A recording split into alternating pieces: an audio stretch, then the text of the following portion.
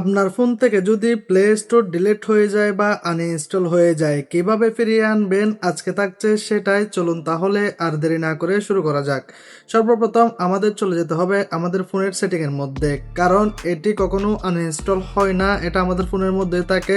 অনেক সময় আমাদের চাপাচাপির কারণে এটা ডিসেবল হয়ে যায়। সো সেক্ষেত্রে কিন্তু এটা আমাদের ফোনেই থাকে। সেখান থেকে কিভাবে আপনারা আপনাদের হোম স্ক্রিনে নিয়ে যাবেন সেটার জন্য আপনাদের যে কোনো ফোনই হোক না কেন সেই ফোনের সেটিংয়ে চলে আসবেন। আসার পরে এখানে একটা অপশন থাকে সবার ফোনে, আমরা হয়তো জানেন অ্যাপস অপশন।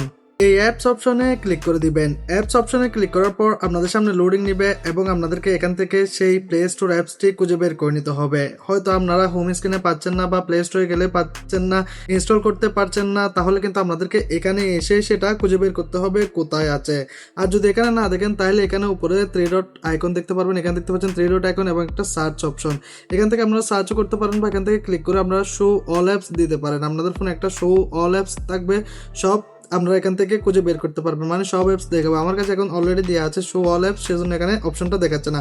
সো এখান থেকে আপনি চাইলে রিসেট অ্যাপ প্রেফারেন্স দিতে পারেন, recommended apps, special access, permission manager, এখানে সব সেটিং আছে। এখান থেকে আপনারা চাইলে এগুলো ব্যবহার করতে পারেন। আর আমরা আজকের টপিক যেটা আছে সেটা হলো প্লে স্টোরের ডিসেবল হয়ে যাওয়া থেকে এনেবল করা। আমাদের ফোনের থেকে প্লে স্টোরটা চলে গেছে, সেটা আমরা কীভাবে ফিরিয়ে আনবো।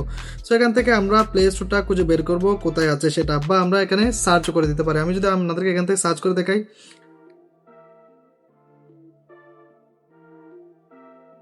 এখানে দেখতে পাচ্ছেন আমি সার্চ করার সাথে সাথে কিন্তু প্লে স্টোর অপশনটা চলে এসেছে। দেখতে পাচ্ছেন আপনারা যদি এখানে একটু খেয়াল করে দেখেন তাহলে দেখতে পারবেন প্লে স্টোর। এই প্লে স্টোর অপশনটাতে ক্লিক করে দিবেন। প্লে স্টোর অপশনটাকে ক্লিক করার পর আপনাদের সামনে এরকম একটা ইন্টারফেস চলে আসবে। আমরা এই ইন্টারফেসটা অনেক পরিচিত, আমরা অনেকেই এই ইন্টারফেসটা চিনে থাকি। যারা বা নতুন দেখতে চান বা যারা এখনো মাত্র নতুন মোবাইল চালানো শিখছেন তাদের জন্য হয়তো নতুন হতে পারে, কিন্তু আমরা অনেকে জানি এই ইন্টারফেসটা।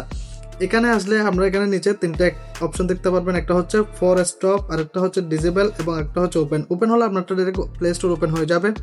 আপনার এটা ক্লিক করার তো এখানে আপনার প্লে স্টোরটা যদি আপনার ফোনে ডিসেবল হয়ে থাকে তাহলে এখানে ইনেবল লেখা আসবে। দেখতে পাচ্ছেন এখানে ডিসেবল লেখা আছে। এখন এই ডিসেবল করে দিলে আমার প্লে স্টোরটা এখন কিন্তু গায়েব হয়ে যাবে, আমি আর কোথাও পাবো না এটা, এমনকি প্লে স্টোর থেকেও ডাউনলোড করতে পারবো না। আপনাদের এখানে যদি প্লে স্টোরটা হাইড হয়ে থাকে বা আনইনস্টল হয়ে থাকে তাহলে আপনারা এখান থেকে জাস্ট এনেবলে ক্লিক করে দিবেন। এই ডিসেবল অপশনে এনেবল লেখা থাকবে, এটার উপর ক্লিক করে দিলে আপনার প্লে স্টোর আপনার হোম স্ক্রিনে চলে আসবে এবং আপনি এখান থেকে সরাসরি প্লে স্টোরে গিয়ে আপডেট করে দিতে পারবেন। তো বন্ধুরা, এই ছিল আজকের ভিডিওটা আশা করি আপনাদের উপকারে এসেছে। আপনাদের উপকারে এসে থাকলে চ্যানেলটিকে সাবস্ক্রাইব করে বেল আইকনটি প্রেস করে আমাদের সাথে যুক্ত হয়ে যাবেন। আমরা এরকম নিত্য নতুন ভিডিও নিয়ে আসি। দেখা হবে নেক্সট ভিডিওতে, সে পর্যন্ত সাথে থাকুন। আসসালামু আলাইকুম।